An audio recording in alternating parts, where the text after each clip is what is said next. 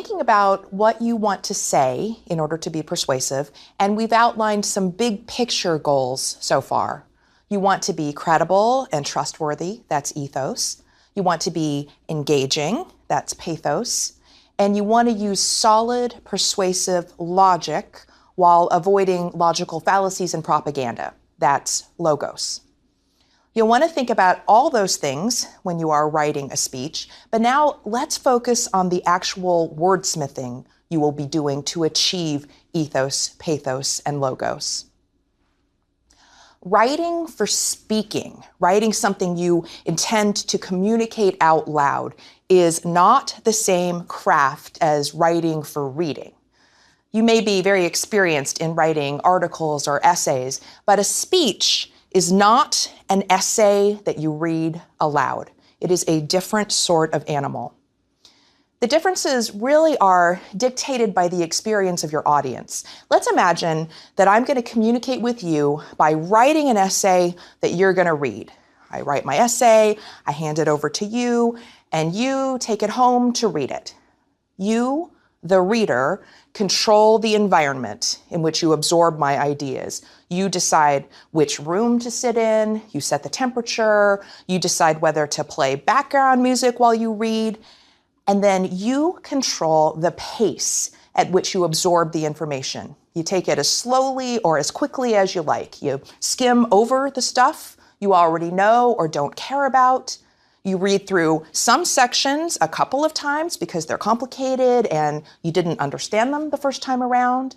You look up unfamiliar words, you highlight things, or you take notes in the margins. Maybe you read my essay from start to finish, or maybe you don't. Maybe you flip to the end to see where I'm going and read that part first. And if I bore you, you put the thing down and take a break. You get a cup of coffee and you try again later. You're in charge of the timing. With a speech, I'm in charge of the timing. Typically, an audience at a speech isn't given a written transcript of the remarks. People have to get the information entirely through their ears by listening to the speaker. They don't have the luxury of fast forwarding or rewinding or looking up the unfamiliar words. So I, the speaker, have to spend the right amount of time on each point so my listeners are able to process it. I have to make it simple and straightforward enough so people can get it just by listening to me. And I have to keep them engaged the whole time. I have to make it interesting from the very beginning so people want to listen, and I have to get their attention back when it wanders. With a speech before a live audience, though, I've got some advantages. If I hand you an essay, I have no way of knowing whether you'll fall asleep during the most important part. But with a speech before a live audience, I can see you. I can notice if you're bored or confused, and I can do something to make my point clearer or to get you interested again. And I can use my delivery to keep you interested. So I want to write my speech with that audience experience in mind. I want to think about the challenges for the audience, about what's required to get and keep their attention. When I refer to writing a speech, I don't mean to say that you have to write out every single word. Now, for some speeches, that might be appropriate, a State of the Union address, for example. But for others, like the lectures I give at the law school where I teach, I don't always write out every word. I spend a lot of time figuring out the structure of the speech, the stories I want to tell, and so forth. But then when I get up to give the speech, I explain some of the ideas extemporaneously because that lets me sound more conversational and it gives me room to interact with my students. I might have some places where I've written out every word, such as when I have to explain a particularly complicated concept, or my first paragraph when I am very likely to feel nervous. But in other places, the particular word choice is less important than that conversational feeling. So in this lecture, I'll talk about writing, but writing can mean simply creating a bullet-pointed list of what you want to say. Any speech has a beginning, a middle, and an end. A speech has to start somewhere and end somewhere. It needs a progression in order to feel satisfying, which is required by pathos, and in order for your logos to be clear. Those different sections, the beginning, middle, and end, do different pieces of work. So let's consider them separately. Let's begin with the beginning. To show you what you want to achieve with your beginning, I thought I would use a wonderful speech delivered on July the 4th, 1939 by Lou Gehrig. Now, Gehrig wasn't an orator. He was a baseball player. Even so, he gave a speech that brought the nation to tears and is still remembered fondly to this day. Gehrig was a beloved member of the New York Yankees. He was successful, he was famous, and then he learned on his 36th birthday that he had amyotrophic lateral sclerosis, which we now call Lou Gehrig's disease. The disease is marked by rapidly increasing paralysis, difficulty in swallowing and speaking. Eventually, the whole body shuts down, but not the mind. The mind remains fully aware to the end. That is a frightening diagnosis for anyone. The Yankees held a special event to honor him and called it Lou Gehrig Appreciation Day. Thousands of people came to Yankee Stadium to pay tribute, and there were speeches and flowers and trophies, and then Lou Gehrig stood up to speak. Here's how he started. Fans, for the past 2 weeks, you've been reading about a bad break. Yet today, I consider myself the luckiest man on the face of this earth. Now that is a great opening. Here's why.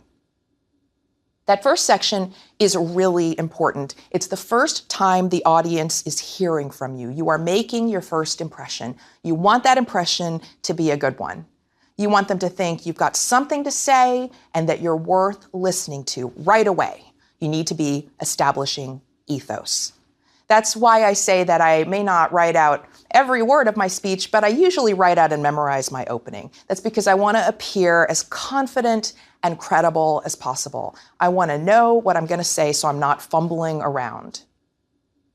Lou Gehrig is projecting ethos already in just a couple of sentences. Look at how he describes this terrible news he's received.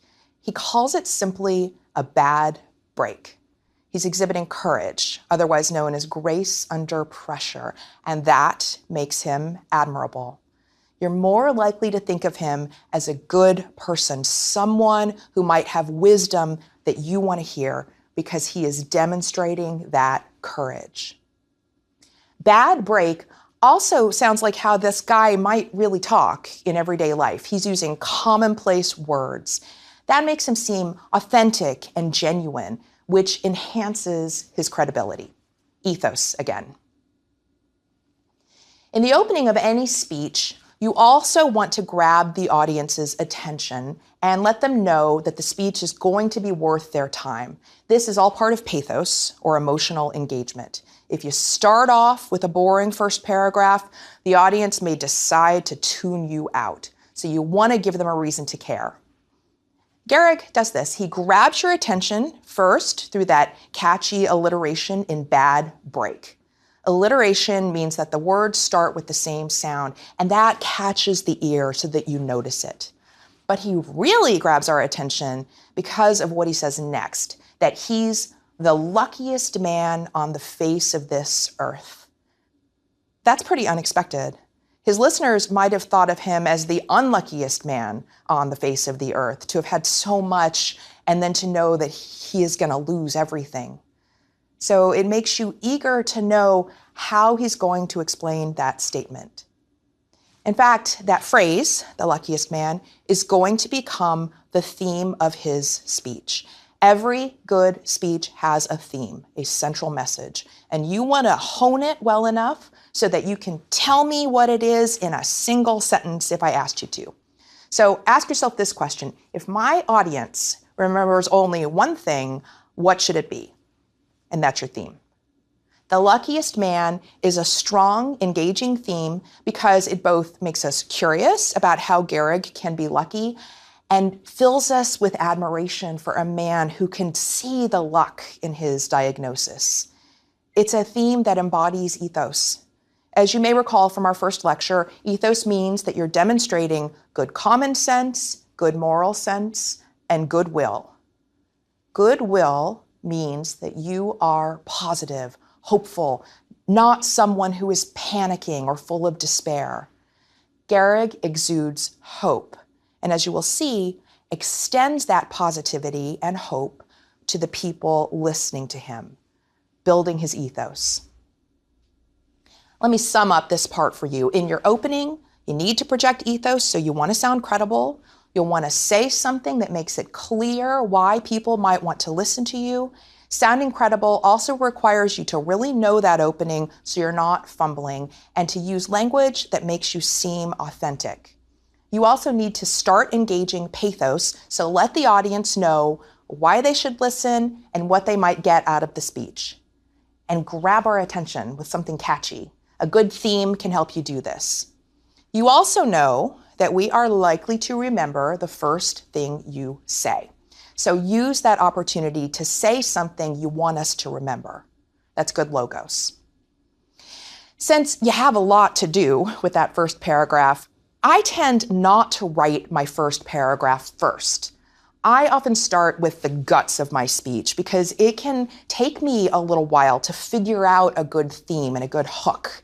That is an attention-grabbing statement that will make the audience eager to hear what I have to say next. Usually that hook comes to me only after I've worked with the material for a little while. So that might help you as well. Work on the substance of the speech first, and the hook will come to you. If you've got an opening that you like, that can help a ton with nerves because you'll be excited to say it. Okay. Now let's talk about the middle of the speech. The middle is where you make your case or prove your point or really dig into the idea that you're trying to explain. But here's what you have to keep in mind. You have to make that middle section really clear or we will stop listening to you. The best speeches have a very clean, simple structure. When I'm writing a speech, I typically start by brainstorming. I'll turn on my computer and start typing a list of everything I might want to cover in the speech, so that gives me the material to work with. But then the next step is to give that material a shape. It has to be a shape that the audience can hear. Here's an example of what I'm talking about. Let's imagine that I'm going to give a speech about a banking regulation. This is the sort of topic lawyers talk about, and it can seem pretty dull. A dull version of this might start, I'm going to tell you about a banking regulation. It has 52 subparts. Subpart number 1. But this speech wouldn't be worth giving at all if there weren't something important in it to convey. Your challenge as a speaker is to find that important message and to give your speech such a shape that your audience can't fail to hear the message and understand it. So let's look at the material. Take a step back and think, what does this mean? Are all 52 subparts of this regulation created equal? Probably not. There are probably some parts that are very important and other parts that are not important at all. And we're also going to think about what our audience wants to know. Do they need us to read all 52 subparts aloud to them? Again, probably not.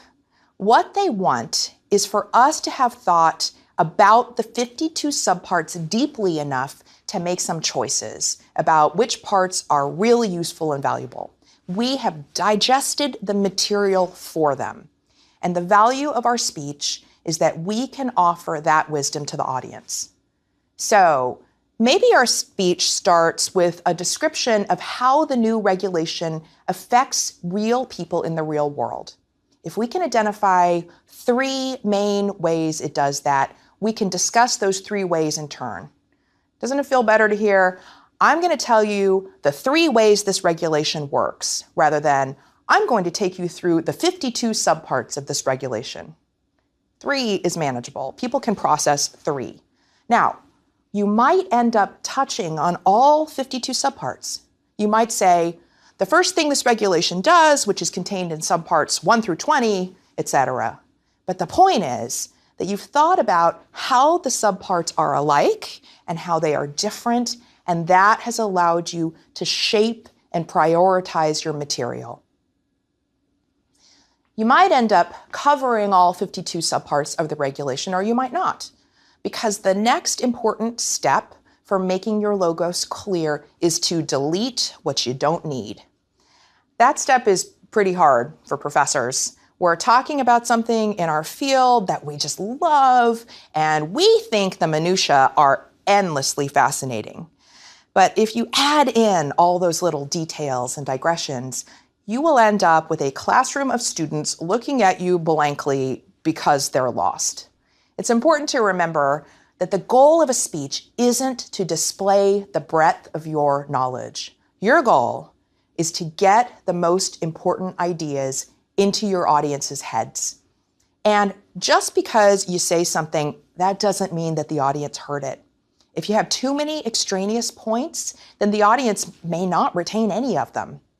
By the way, this is why it's important to craft a speech in advance, even if you don't write out every word. If you speak on the fly, you're likely to end up lost in the weeds rather than making a clear point. You also want your structure to be as obvious as possible, not just to your audience, but to you. If you really understand the bones of your speech, you'll be able to get through it without losing your place. As I discussed in a previous lecture, I use 2 techniques to test my structure. The first is to create an old-fashioned outline, Roman numeral 1, ABC, Roman numeral 2, ABC, that lets you look at the shape of your speech to make sure that your ideas are well ordered and each one is covered properly. If you're weaving between points, then you're asking your audience to keep a bunch of things in their heads at once, and that's pretty tough. The other way I test my structure is by writing my speech aloud. I'll start by brainstorming, then I'll take my first pass at putting that material into a shape, and then I'll try speaking it aloud without looking at my notes. I'm just trying to get the rough outline down at this point. And if I hit a spot where I can't remember what comes next, that is really helpful. That tells me that there's something about the logic of that point that I need to smooth out for myself. So I'll think, okay, what would naturally flow from this idea? And I'll move things around until I have a structure that makes intuitive sense to me. If I've got that, then it's more likely to make sense to my audience as well. As you consider your structure, you'll also want to think about how much time you'll need to spend on each point. It takes an audience a certain amount of time to really digest an idea. If you fly through an idea, your audience may miss it. Sometimes in my law school classes, a student whose speech has failed to make the right impact will protest, "But I made point X in my argument." But if the audience didn't hear it and didn't process it, then it's like you didn't say it. There needs to be proportionality in a speech. Spend the most time on the most important points and take enough time with them so that people can get them. You'll also need to take an appropriate amount of time to transition from one idea to another. The audience needs to hear those transitions. One way you can make sure that happens is by explicitly saying something like, "That was the first point, now let's look at the second." Or you could use that theme of yours to help.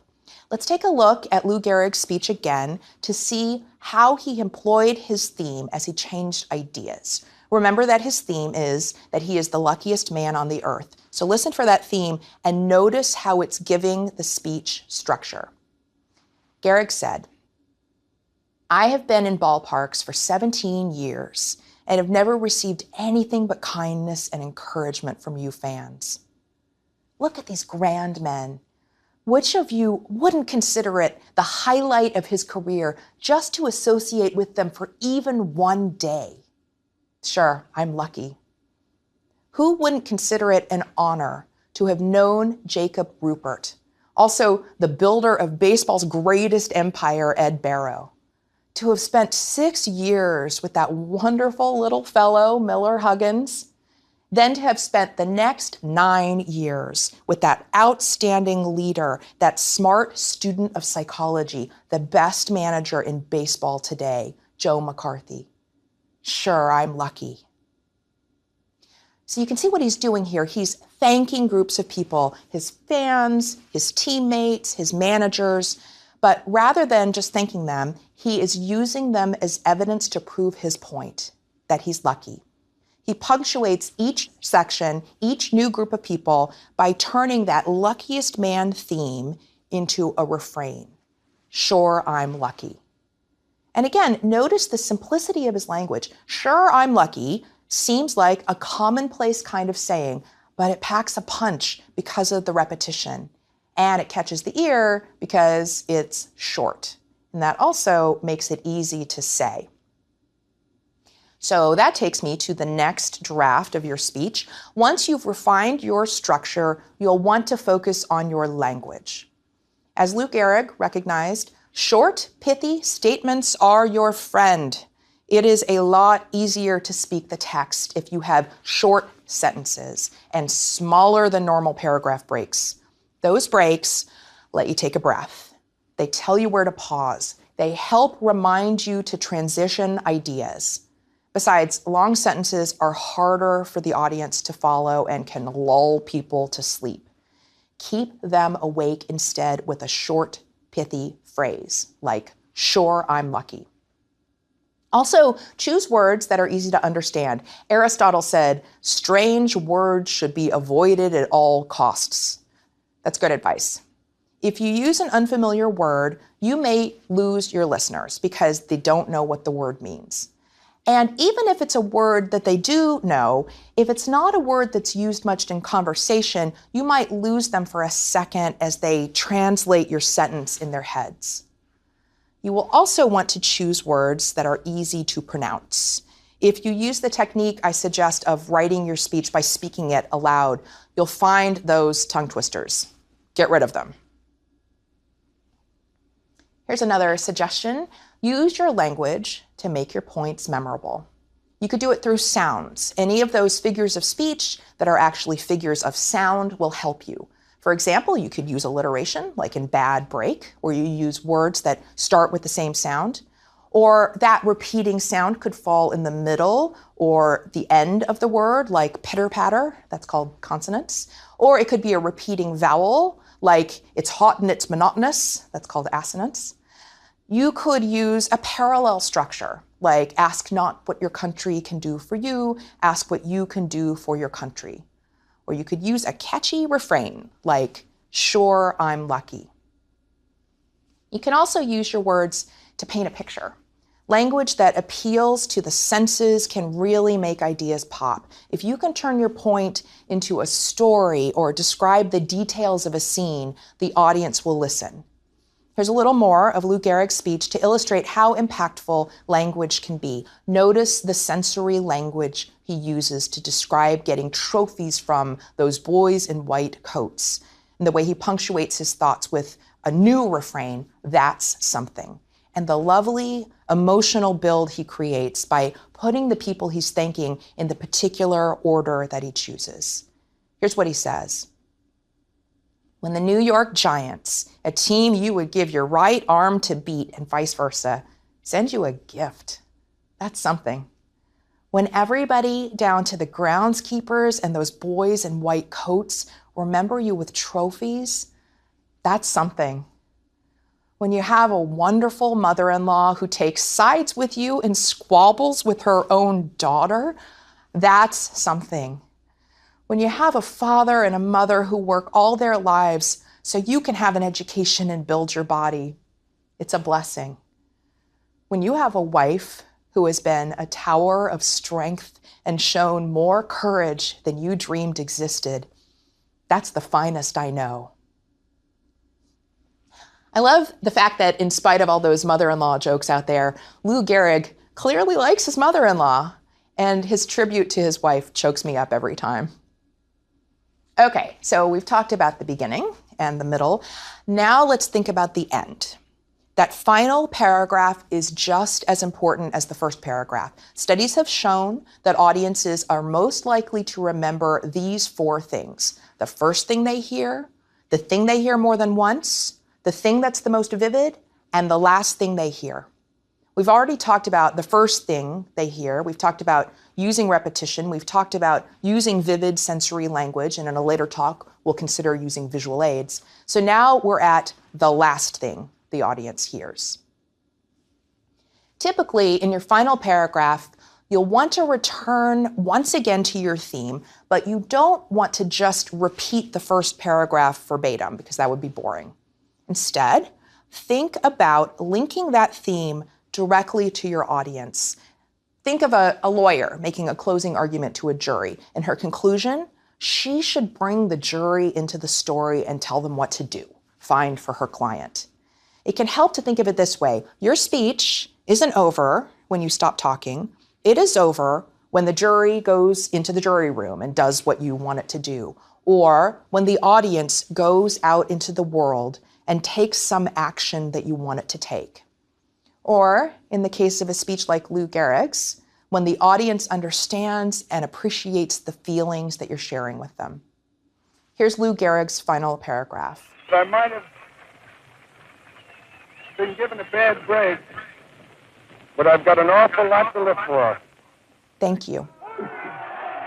You see how he went back to his original theme, but then added to it? In those final words, he expresses gratitude. And something else, he gives you a sense of hope. He's saying that this isn't over yet. Stay tuned. Now that is good writing for speaking. Now it's your turn. It's time for you to try your hand at writing a speech. You could choose to write out every word, which you might want to do if this is your first time trying this, or you could choose instead to write out only your first and last paragraphs, making the middle section a series of bullet points that you flesh out as you speak. Here is a checklist of what you want. First, pick a topic, something you care about. Brainstorm all the things you might say about that topic. Next, think about who you're going to be speaking to. Why might they care about this topic? Look at your brainstormed list, highlight the things your audience will really care about, and delete the things that they don't need to know. Now, start to give that material a shape. See if you could put the information into 3 buckets, 3 things you might say about the topic. Is there a story that you can tell that helps make your point? It could be a single story that connects those 3 buckets, or it could be a story that helps you zero in on the most important thing. Look the material over again. What's the most important thing you are saying? If you had to give us the speech in just 1 sentence, what would that sentence be? That's your theme. Work a little more on that central message. Make it jazzy. Make it a theme that people will care about. Hint, people care about other people, or good, strong, memorable ideas. Now, take a look at the first paragraph. You need a hook to get us interested in the speech. That theme could provide you the hook.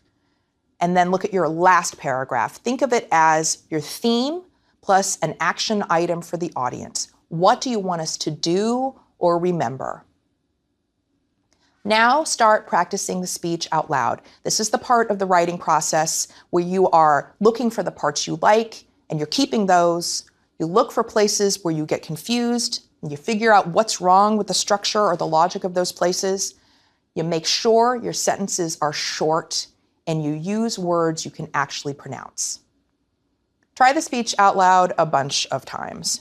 Do you like the start? Do you like the central message? Do you have a few well-chosen points that you are making? Is the final paragraph satisfying? Then voila, you have a well-written speech.